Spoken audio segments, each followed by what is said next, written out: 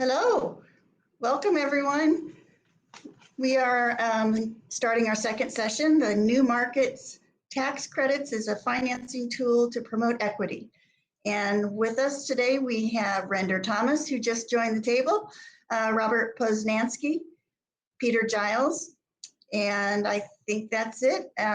Welcome to the session, and I'll be helping to facilitate, and if you have any questions, I can help out with that as well.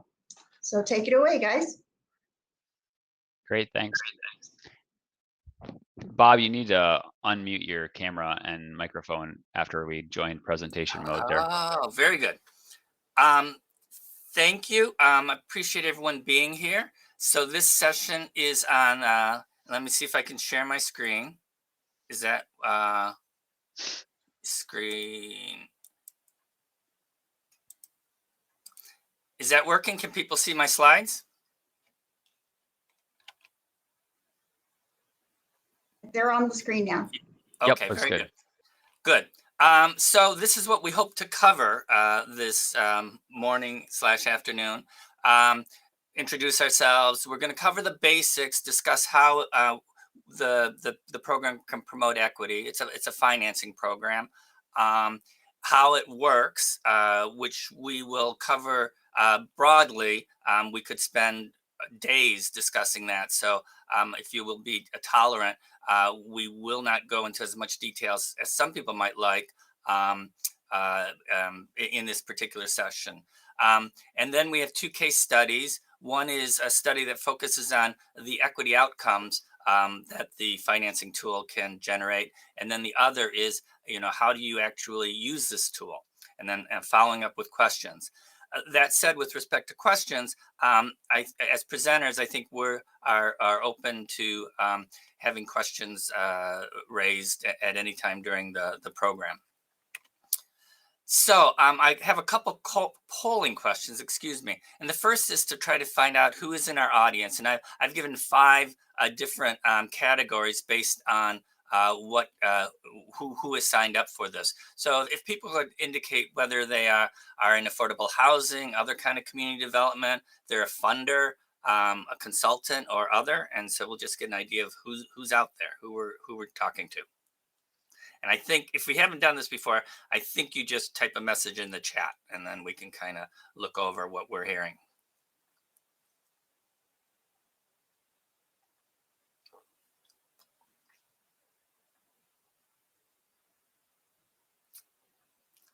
Well, I don't know if I'm not seeing anything, and it's not mandatory that we get this. I just thought it would be helpful to get some idea. And some people may be unfamiliar with the chat function, so this is a time to practice that. If not, we'll just... Some are coming in now.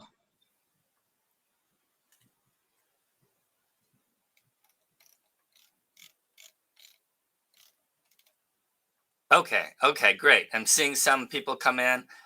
Community development, affordable housing, great. I think a lot of it is just getting used to the approach. Perfect. Okay. Oh, this is helpful.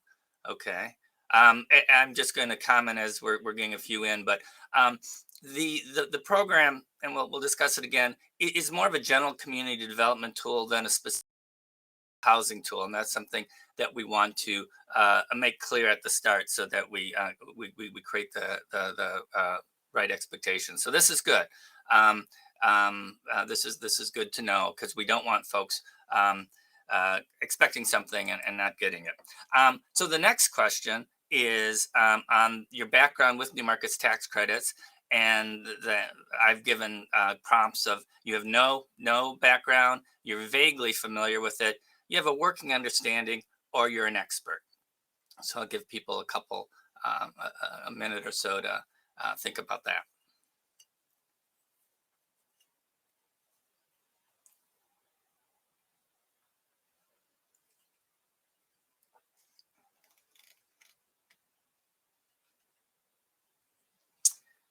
Okay. Great.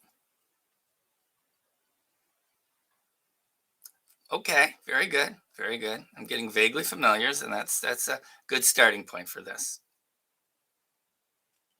In fact, yeah, it's probably the best starting point. Very good. So with that in mind, get started. Um, the presenters, my name's Bob Poznansky, and I work with what's called a CDE, and I hope with a vague familiarity, people are have some understanding of what a CDE is, but we'll talk about that in the overview. And I work with a new CDE called the Opportunity Fund, and it serves Indiana, and we're a new awardee. We just received our first award in September, and then I'm going to let Render and Peter briefly introduce themselves. Thanks, Bob. So my name is Render Thomas. I'm a program manager with the Indianapolis Redevelopment CDE, so Indy CDE. We've gotten 3 awards since 2010, our last one being 2018. And yeah. Thanks, Render. Peter Giles, and I work with CDFI based in Michigan, but very active in Indiana called Sinair. And our origins are in housing, but we also have been active in the new markets tax credit industry for quite a few years. We've received 8 awards of the resource, and we operate in 8 different states, which including Indiana. So happy to be here with all of you. Oh, great. So let's dive in. What are new markets tax credits? And it's a federal program that was authorized, a long time ago in 2000. It's administered by the Department of Treasury through an agency called the CDFI Fund. And I could do a polling question, but I won't. I imagine that a lot of you folks have a connection or understanding of the CDFI fund because you either are or you work with CDFIs. So this is the same agency. The goal of the program is to stimulate private capital going into underserved markets. And this process takes place through organizations like the 3 of ours called CDEs. And we apply it's been annual through a competitive process to get CDEs. To get new markets credits, excuse me. And for those, and we weren't sure because of the who are members of Prosperity Indiana, thinking that there are a number of housing providers. And so an analogy in terms of this process is in the LIHTC program, which a lot of affordable housing providers are aware of. The tax credits are awarded to a project by a state entity in most places. Sometimes they're local, but generally, state housing agency has the authority to award credits to particular projects based on their merits. This is different. These CDEs, which can take a variety of forms or have different backgrounds, are financing agencies. Some are for-profits or connected with for-profits. Some are connected with the government, like Renders, and some are connected with nonprofits. And in fact, the 3 of us are examples. Peter is connected with a CDFI. The Opportunity Fund is connected with a small business lender that works throughout Indiana, and Render is connected with government. And so these different kinds of entities that are involved in community development finance apply for the credits. And once they get an award, then they choose the projects. So they're the ones who choose the projects rather than LIHTC, where a state agency does.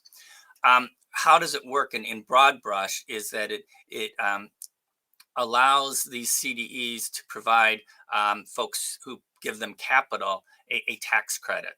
And so because the investors can get a tax credit benefit, they can take less of a benefit from the economics of the project. And so it allows more challenging projects to be financed. And then we will talk a lot about the model, but the takeaway, and I won't be able to go into much detail, some people may be interested in, is that the way it works in the leverage structure is that a borrower, a project, puts in its own money, and for every dollar it puts in, it gets somewhere between $1.20 and $1.25. And that's the power of the program is to stretch the dollars that the sponsor brings to the table. Okay. This is related to the other question I asked, but it's really to get an idea of what kinds of financing the audience is interested in, and whether you folks are involved in business financing.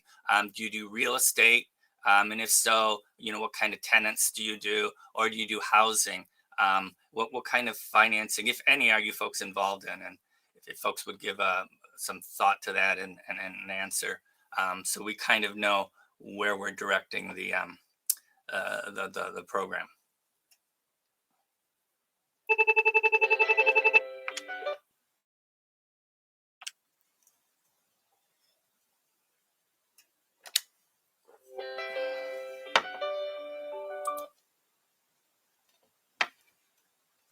Okay. Okay. Very good. Very good.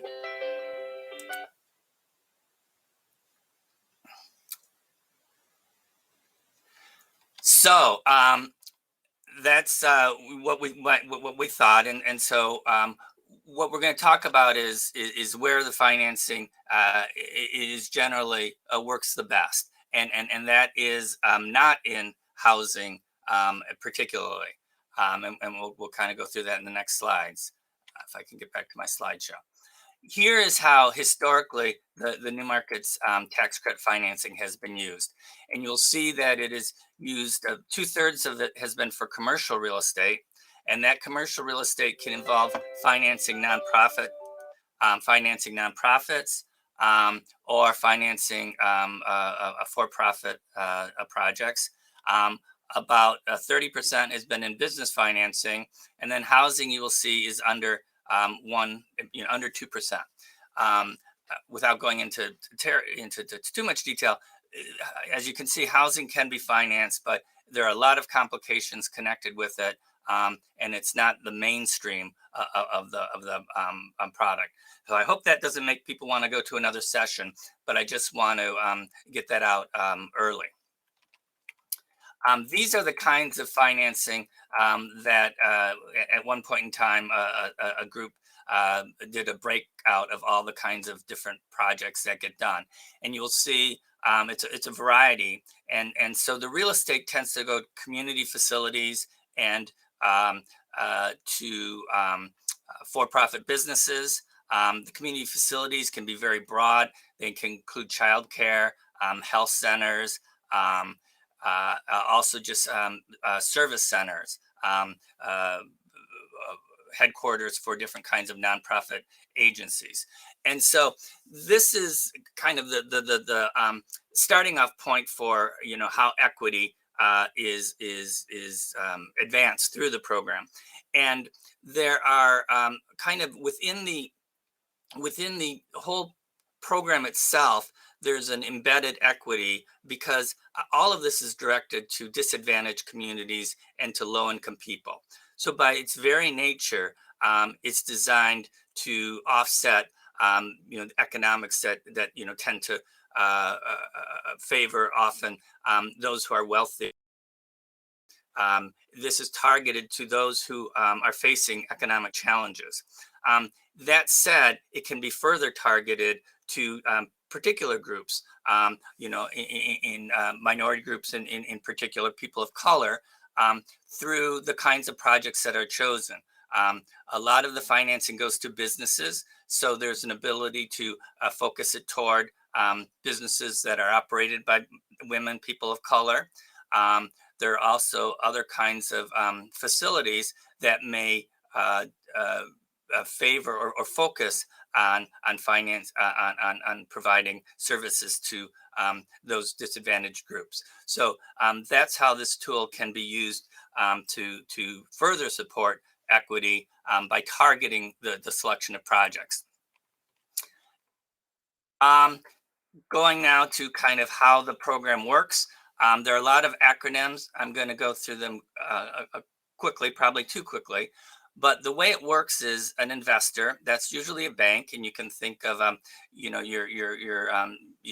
typical large or regional banks, U.S. Bank, Chase, Old National Bank, a PNC. Those are some of the major investors, and they receive credits by making this investment, which is called a qualified equity investment, into an entity like ours, the panelists. And those are community development entities. Now they get that equity investment from the investor, and they use it to make loans, which are community low quality qualified low income community investments into businesses that qualify for the program. And those businesses are benefiting either a low income person or a low income community. So that's the basics.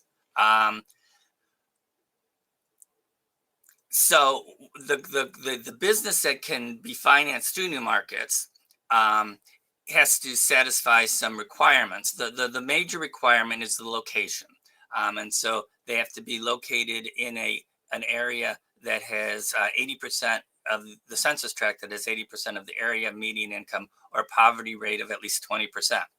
Now they can, these businesses can be engaged in all kinds of activity. They can be involved in private sector activity like manufacturing, where the outcome is to hire low-income people, or they can provide services to low-income people. Very, very broad. And as we said, although I'm not going to go into it in detail here, there is the ability to do housing, but it's circumscribed, and that's why the tool is used only in a limited, has only been used in a limited amount for that activity. And there are only a few kinds of activities that are excluded, and those are what's often called sin businesses, liquor stores, massage parlors. And as you will see, one of the big constraints is that residential real estate cannot be financed, and that's defined as real estate in which more than 20% of the income comes from residential rent. So that's one of the major limitations for doing housing. So how does it get deployed? The CDEs, the folks on the panel, are the gatekeepers. They receive the awards, and then they choose what kinds of projects that they want to fund. And in their applications, they focus on different kinds of projects. I can speak for the Opportunity Fund. It focuses on projects that generate quality jobs, and those are jobs that pay a minimum wage, at least a living wage at a minimum, provide healthcare and other benefits, and are accessible to folks with with challenges to employment, and that includes limited education or issues, histories of substance abuse or involvement in the criminal justice system. So that's its focus, and as a result, it's not able to do projects that might serve communities through, let's say, employment training. Employment training is an activity that's very valuable, but it's outside the scope of what our particular CDE can do. So each CDE chooses its lane that it wants to participate in, and chooses projects that generate the benefits that it's looking for, and also projects that are supported by the local community and that need the New Markets financing to get done.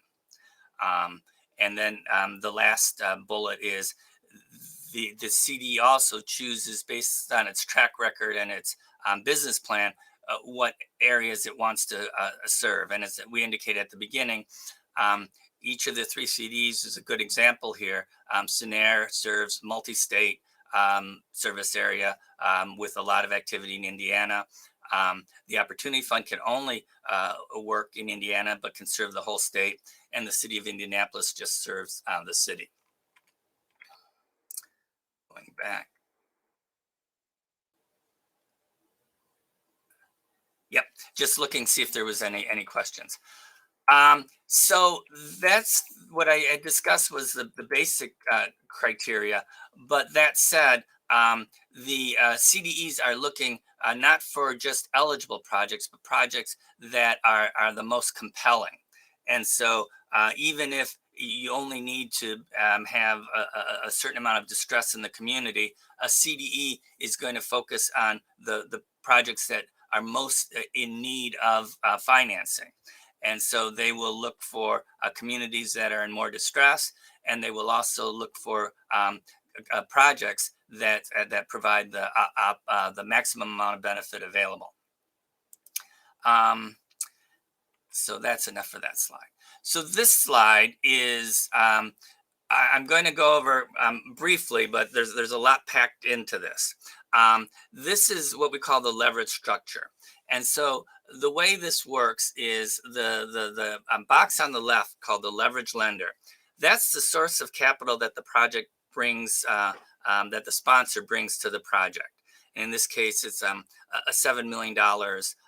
And that can consist of many different kinds of sources. It can be bank financing. It can be grant funding through a capital campaign. It can be state or federal funding. And it brings that to the table, and it puts it into this investment fund, which is a vehicle created just specifically for this kind of activity. And the investment fund then receives an equity investment from one of these banks investors that we've talked about. And the reason this is pooled is because in this case, and it's a typical dollar amount, 7 million would come from the sponsor sources, 3 million would come from the equity investor. And so now the CDE creates an entity called a sub CDE for the particular project, and it receives $10 million of an equity investment, and that generates $3.9 million of credits over a 7-year period.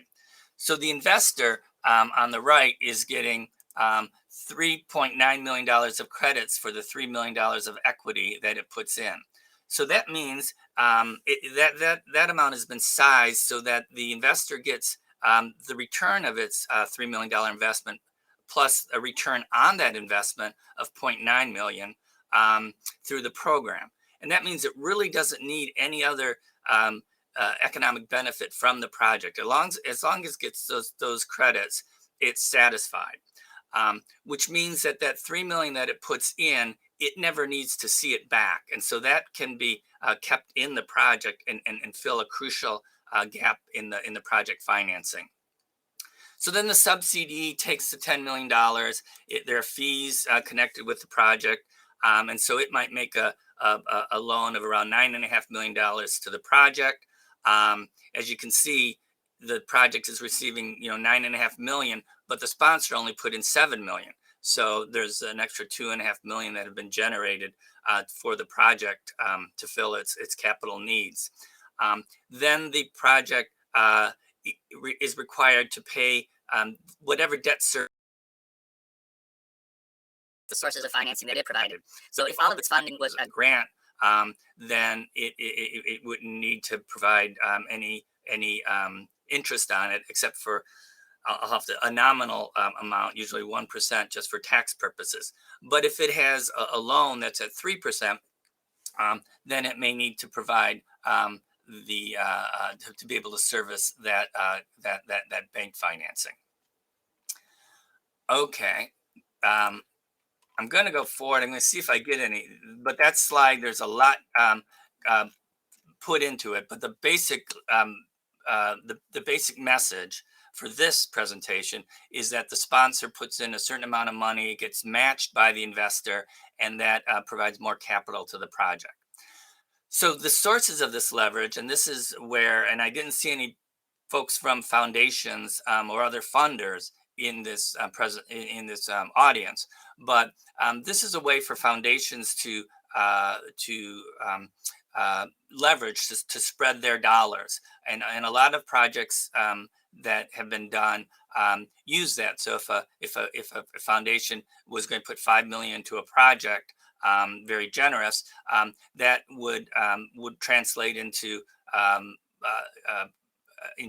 what $6 million, with a 25% increase. Let's see if that math is right. So it's a way for funders, foundations in particular, to leverage and to increase the bang for the dollars that they put into the project. So that's the upside. The other feature is that these funders, particularly banks, are in a different position than they would normally be in a transaction. And as we looked at the diagram, and I'm just going to go back to it quickly, you'll see that the leverage lender is not making the loan to the project. It's making a loan into this entity that's been just set up for this deal called an investment fund. And so accordingly, they don't have a direct security interest in the project assets. And a lot of flexible funders like foundations will be fine with that. But banks, that's going to be a challenge to them. And so if you are putting together a project, and Peter will talk about that later in the presentation, you need to, when you're working with the sponsor, when the sponsor is working with its funders, need to let folks know what the restrictions that the New Markets Tax Credit Program are going to impose on them. That said, we've had a lot of banks participate in the program, but you need to know that that they're going to be in a different position than they would typically be in, and that's a conversation that you need to have with them. Okay, so that covered a whole bunch. Here's just some other kind of basics, rules of thumb, so that you kind of get an idea of where this, where this works. The way the credit works, and we had talked about kind of that for every dollar you put in, you could get in another 25 cents to 30 cents. And this is a little chart I came up with. And what it shows is that there's a sweet spot for the program. Because of the high transaction costs, if you look at the 65% pricing, you'll notice that if you only did a $5 million deal, you would only get an additional 5 cents for every dollar you put in. So that doesn't make it particularly worthwhile. That said, even at that low pricing, if you did a $15 million transaction, you would get 15 cents, a 15% boost. So that starts to be worthwhile. Similarly, at the different pricing levels, you see that the impact of the project increases as the size of the project increases and as the pricing increases. That said, our market right now is in the, I would say, the 75% range. It has dropped as low as 65 and has been as high as 85. But right now, and COVID sort of introduced the decline, it went to the low 70s, high 60s, and now it's back around 75 and perhaps creeping up. The takeaway here, though, is that a small project is not going to benefit a lot from the leverage structure. And so we're looking at pretty large transactions for the leverage structure. That said, a number of entities, and I know the Opportunity Fund in Indianapolis also funds. So they offer a different kind of benefit to transactions, but they are available to transactions as low as $500,000. But they use a different model and don't deliver quite the same benefits. And I think this next slide says the same. So deployment,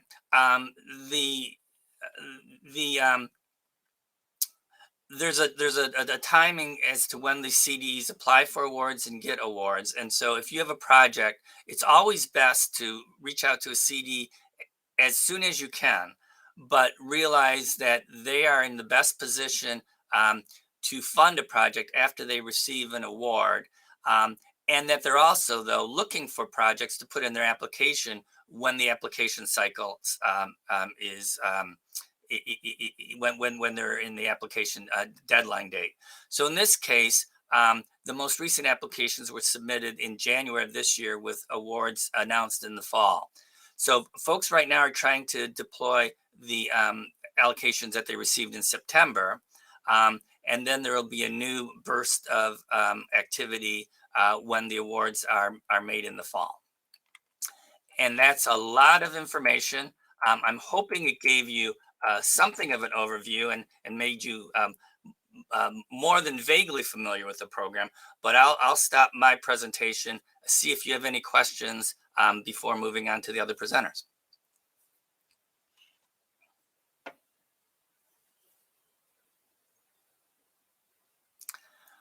Well, with that, Render, I don't know if you have anything to add to the mix, but I think we would be excited to learn about how Indy CDE has used the program. Yeah, thanks, Bob. And I just tell you when to switch slides, right? I don't have control. Yes. Okay. Well, anyway, yeah, thanks, Bob. So, like we said, my name is Render Thomas. I'm a program manager with Indy CDE, or Indianapolis Redevelopment CDE. We're obviously a local CDE who serves the city of Indianapolis, which Bob touched on. But what's interesting about us is our controlling entity is the city of Indianapolis. So, for all intents and purposes, we're an entity of the city. So, before I jump into our case study, just really quickly, Bob had mentioned outcomes and different CDE outcomes. So for us, the outcomes that we look for in our projects align with the city of Indianapolis's inclusive growth priorities. So obviously our outcomes align with this, but for us, that is our priority. So there's various different outcomes and priorities the city has, and we've aligned ours with those policies. So that's kind of a little information on our outcomes, especially if you go to the next slide, Bob. Talking about this particular project and these outcomes sort of demonstrates that. So before I jump into it, I want to talk a little bit about the nonprofit that whose project we finance. So this is a nonprofit called Recycle Force.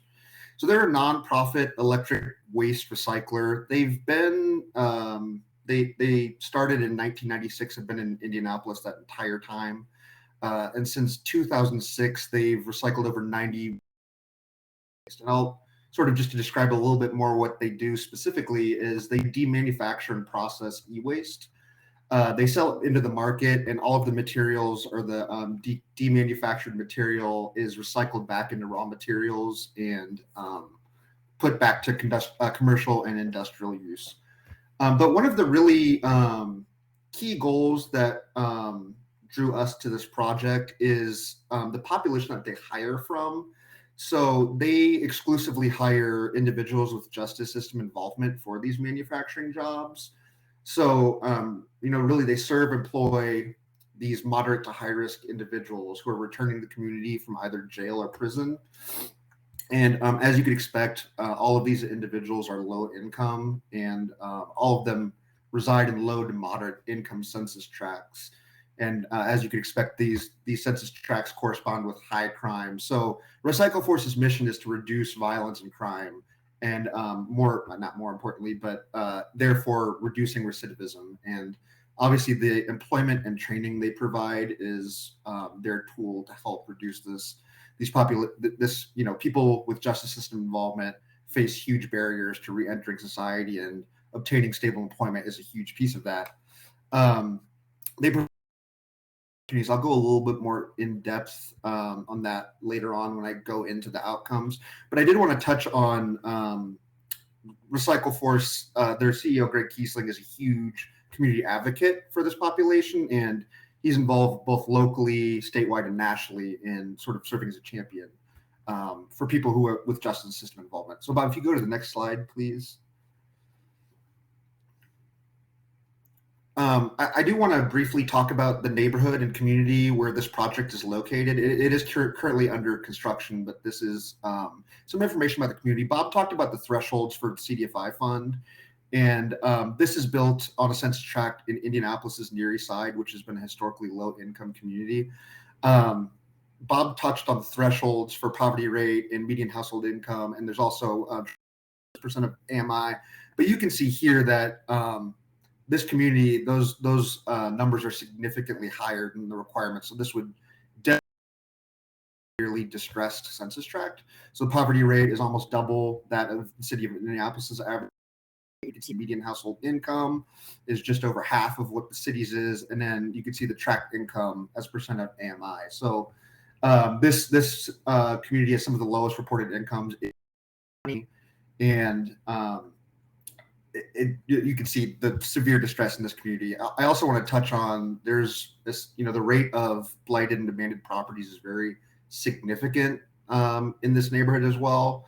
which obviously causes a severe lack of stable housing options for low-income persons. This neighborhood has also historically had some of the highest foreclosure rates throughout Marion County. And more broadly speaking, and I will get into this well, actually I'll go to depth here. The area has lacked a major anchor for economic development for the last 25 years. The site where this project is being built used to house a major manufacturing hub run by RCA. And that manufacturing facility was shuttered 25 years ago. And since then, there has not been a new project or new activity to replace the economic output that produced and the jobs and things like that, which has directly led to a lot of these the high poverty rate and low median income. So that's important to note. If you want to just jump to the next slide, Bob, I'll actually talk a little bit about, well, I'll talk a lot about the project directly and what it is. So like I said, we call it, I think Bob said the Qualic-B, or the business that we partnered with, or the sponsor for this project is Recycle Force. We provided $13 million in New Markets tax credit financing. We actually have on the Near East side of Indianapolis. So this would be our third, but this is actually our second largest investment out of the 11 projects that Indy CDE has financed. We were able to generate about $3.1 million in equity to the project. So as 2020 and 2021 were tumultuous years for everyone, especially for construction, and this gap financing was pretty critical in this get construction started on this facility. So that was important. And then just some additional details about the makeup of the facility. Obviously, this is Recycle Force's new home. So 105,000 square feet of manufacturing space is included. And then there's about 10 to 20,000 square feet of additional office space that is part of this project as well. So I'll talk a little bit more about the composition of that, because there's some interesting outcomes that this office space could create. But obviously, a portion of that is Recycle Force administrative offices and things like that. With this expansion, obviously there, as part of the project scope, there will be additional equipment that Recycle Force will be able to purchase. And then for these next two of 3 points, I want to talk about a little bit more in depth. So I talked about that manufacturing facility closing. Well, now that space in Indianapolis's Near East Side is just a vacant 50-acre industrial site that the city owns. It's called Sherman Park. It's been vacant for 20 years. There's been a lack of investment in the site, just reluctant developers or other entities to invest in that space. So it's remained vacant, and it is city-owned land. So what was unique for us as Indy CD, and something we were able to provide, is since we are a city-controlled entity, we were able to provide 7.5 acres of free land to this project. So we donated that in conjunction with a community organization to Recycle Force to build that. So that is sort of a pretty significant benefit we were able to provide as a city-controlled CDE. And the entire site's 50 acres. I think I said that. So this is actually the first development on that site in almost 25 years. So that's pretty significant. There are some pretty contaminated parcels on the site. There were some brownfield remediation for this project. And finally, this is actually a point I want to talk about a lot, since I think it's important, and I think a lot of people attending this are, really proactive neighborhood involvement and what role that played in this project, and what I think is important for other New Market tax credit projects. So actually has a very robust network of neighborhood organizations that are very proactive in the community. And as part of this project, we communicated early and often with these organizations during selecting the project. Once we've selected Recycle Force, communicating this project meets the needs and delivers outcomes that are important to this community. Fortunately, we had some pretty strong relationships with them. Not only the city has extensive relationships, but the CDE had extensive relationships with these organizations due to another project we invested in that's very close to this. So these organizations were very, very critical in helping ensure that us as a CDE are building a project that directly addresses specific needs of this community, because I just sort of being able to hear the voice of the neighborhood and the residents is critical. Like, we want to make sure that we're investing in the right project. And in this case, the community was very, very supportive of this project. There's a lot of excitement about breaking ground on Sherman Park, this vacant industrial site. And these organizations played a huge role in ensuring that there was very, very strong support for the community.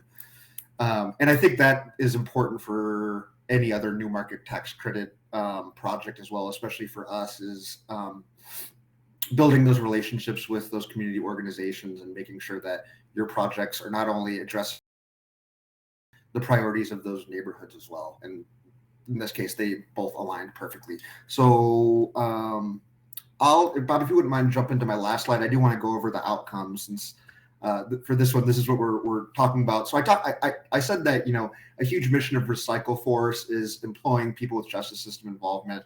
So obviously this is a huge outcome that we're tracking. The expanded facility is going to allow them to double their programming capacity, and by extension, double the amount of people they can hire at any given time. And 90% of those positions are available and given, not just available, are given to low-income persons and people with justice system involvement. So that's a huge outcome. I touched on job training. So Recycle Force provides very robust job training to all of their employees. These include a lot of industry recognized credentials individuals can take to jobs they do after.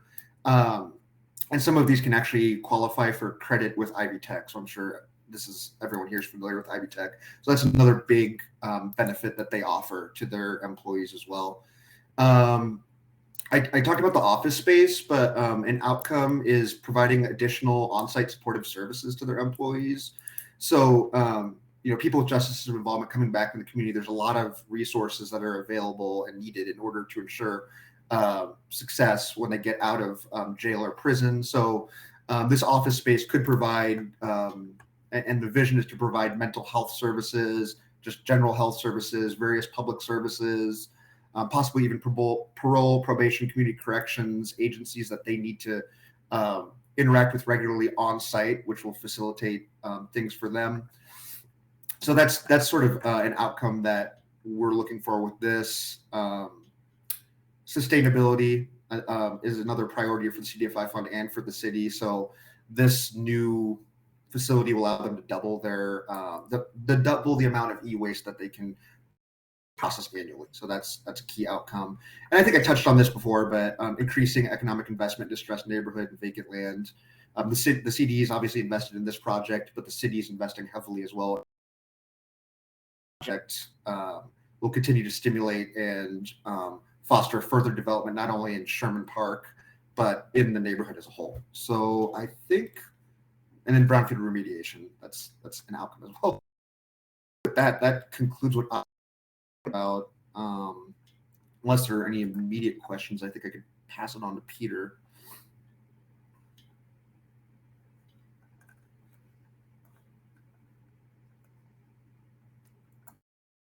Okay, I can get started, and certainly if questions come up related to Recycle Force, can circle back to Render.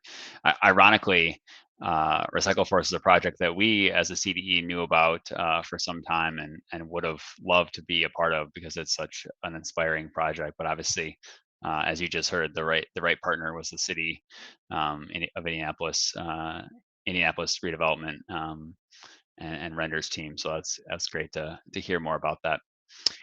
Scenair, as Bob said, I think the three of us are a good complement to each other in terms of kind of how we fit into the ecosystem of the New Markets Tax Credit. As I mentioned earlier, Scenair is a CDFI, and our origins are in housing, like many of you. Much of what we do is invest through the low-income housing tax credit, and then we also do a lot of lending that supplements those projects at their various stages of the development process. And so as we've added in New Markets Tax Credits, we've had to figure out ways to complement those those investments, those housing investments, and the other places that people need some sort of support or assistance. And with our new markets, much like Bob, a portion of what we do is focused on projects where the main outcome is some sort of job, and that especially jobs, as Bob also mentioned, that are accessible to people without higher education, and provide benefits that support and promote healthy life. The other side of what we do, though, is in the realm of education, and I think we define it fairly broadly, but we're looking at projects that are early childhood education, school-age children, as well as adult workforce training. And the project that I want to talk about today falls squarely within the school-age children and a lot of benefit training assistance to that population. So you can go to the next slide here, Bob. So this project is a couple years old now, but is located in southern Indiana in Evansville. And the YMCA at that time had multiple branches, very active certainly in Evansville, but in the surrounding community. But the downtown YMCA branch was really dated. It was operating out of 3 different buildings, not compliant with ADA, and really not able to serve the community like they wanted to. And so for some time they had been envisioning a new facility, and that came together, as you can see, in a large YMCA branch, but also in partnership with Ascension St. Vincent, who was able to provide a clinic on site as a part of that project. And so that's the overall characteristics of the project. And part of what I want to do in talking about the Ascension St. Vincent Evansville YMCA, which is part of the Southwestern Indiana YMCA, is to kind of walk through our process of understanding it, of deciding for it, and ultimately closing it, to kind of put some flesh on things that Bob said about kind of how the program works. So I'll have a little bit less emphasis on the nature of the project as Render walked us through, and this will be a little bit more focus on exactly kind of how it works to interact with these projects, both the project with the CDE and the CDE with the project. So with that, you can go to the next slide. One of the focuses of the New Markets program, well, the main focus, as Bob and Render both have mentioned, is that the projects need to be located in low-income areas, and that's part of the IRS code for how the program was set up. But when it gets into practice, it's really insufficient for the project solely to exist within a low-income community. We spend a significant amount of time understanding how the project is not only proximate to low-income people in that community, but really does benefit them in tangible ways, in direct ways, interact with their lives. And so a part of our process of understanding this this investment opportunity was to understand not only the overall project, but how it interacted with the low-income members of the Evansville community. And so as we started out, Senaire is not from Evansville, but we were reasonably familiar with Evansville, much through the work of Keith Broadnax and 5 low-income housing investments that we had made over our history in the Evansville community. And some of those were family developments, some were supportive housing, but through that process of closing those, but also of managing those investments and working with the residents of those communities, over the years we had understood the community and the leadership of the community. And so it was quick that we saw that this was welcomed by Evansville. This new YMCA investment was really something that was prioritized by them and welcomed by them, supported by them. But our next step, as I mentioned earlier, was to then take that and understand how, over its history, the Southwestern YMCA Southwestern Indiana YMCA had interacted with specifically low-income people. As valuable as a health center is, we wanted to understand more of the low-income impact. And so, as you can see, it was really a great process of investigating. We learned that in a number of ways, the YMCA had really put its money and its people kind of where its mouth was. So they had made significant investment over the years in an annual way in working with children in a number of different categories: social, emotional, and academic work. They also had dedicated significant amount of staff to their outreach work.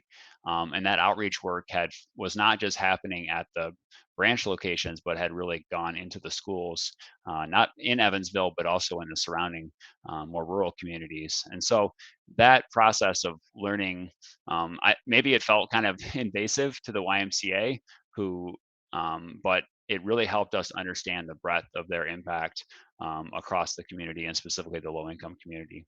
So that's a part of what CDEs are going to look into. They're not just going to be satisfied with the notion of it being an impactful project or meaningful to the broader community. There's going to be significant investigation into how the federal subsidy, is going to be used to specifically benefit low-income people, not just exist alongside them. And Render mentioned that a number of times in terms of the individuals being hired by Recycle Force, and in this case, it's exemplified by services provided to people in the community. So that's one piece of a CDE's investigation of a project that potential projects are going to want to be aware of and work with, and it can be a very good process of going through that. All right, you can go to the next slide, Bob. So looking at the low-income impacts, we do specific underwriting related to impacts.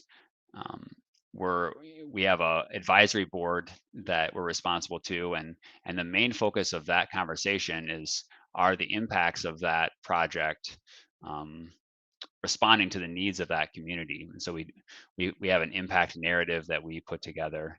But as you might imagine, as a financer, we also have an economic narrative that we put together that looks at the risks of the project being successful, of being able to complete the construction, about being able to be successful operationally in order to deliver the impacts that have been promised. And so we do spend a good amount of time looking at both the real estate details and construction contract, control of the site, but also the other capital that's going into this financing. And as Bob mentioned, New Markets can be an important piece of the capital to build a new facility, but it's not the only piece. And you do need to spend a good amount of time making sure that the other capital exists and that the other capital is going to work with the tax structure, which Bob referred to as the leverage structure, in order to be able to complete the financing. So in the case of the YMCA, they really started out with solid footing. I'm sure many of you are familiar with the Regional Cities program operated out of by the state. And so Southern Indiana had applied as a region for that grant. And the YMCA was a part of that application. And I believe it was a $43 million grant that was given to the region for specific to address certain needs of the community through certain projects, and the YMCA being one of those. So the YMCA started out with a $5 million Regional Cities grant. It also raised just over $5 million through a capital campaign. And so they were already sitting at $10 million of an $18 million project when they started going down the road of looking for new market tax credit allocation and the subsidy that would flow.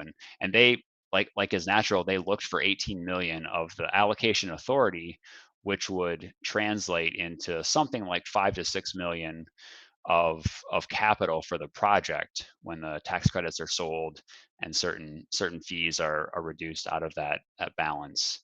And if they had been able to receive that, they would have just had a small gap that they would have needed to fill. And so that was their plan as they started conversations with Senaire and with others.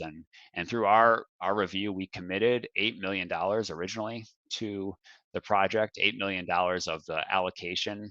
Obviously, that translates again into something a little bit less in actual cash for the project. But unfortunately, the YMCA was not able to find other CDEs that were able to commit allocation to the project. And so and this can be a pretty common scenario where you certainly start out with a big ask, but based on either where you're located or the nature of your project, you might not find multiple CDEs or enough CDEs to fill kind of what you could utilize based on the size of your project, and you have to pivot from there, and that's really what the YMCA did. So they came back to us, and we were able to increase our allocation authority by $1 million up to $9 million, and that generated about $2.6 million of subsidy to the project, but it left a pretty significant gap.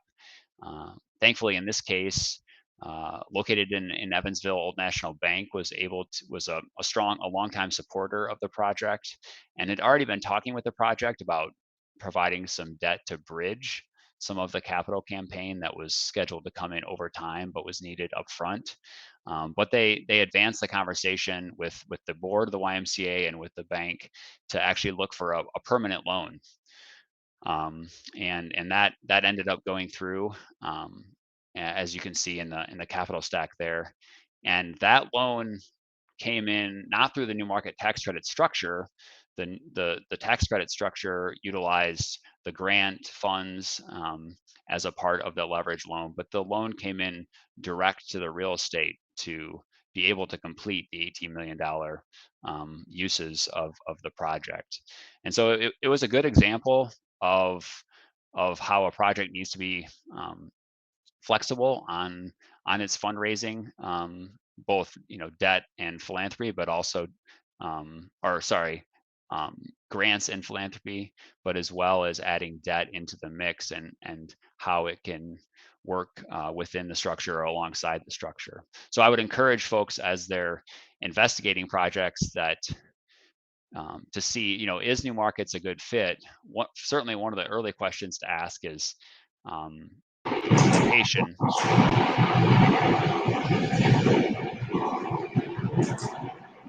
But the other question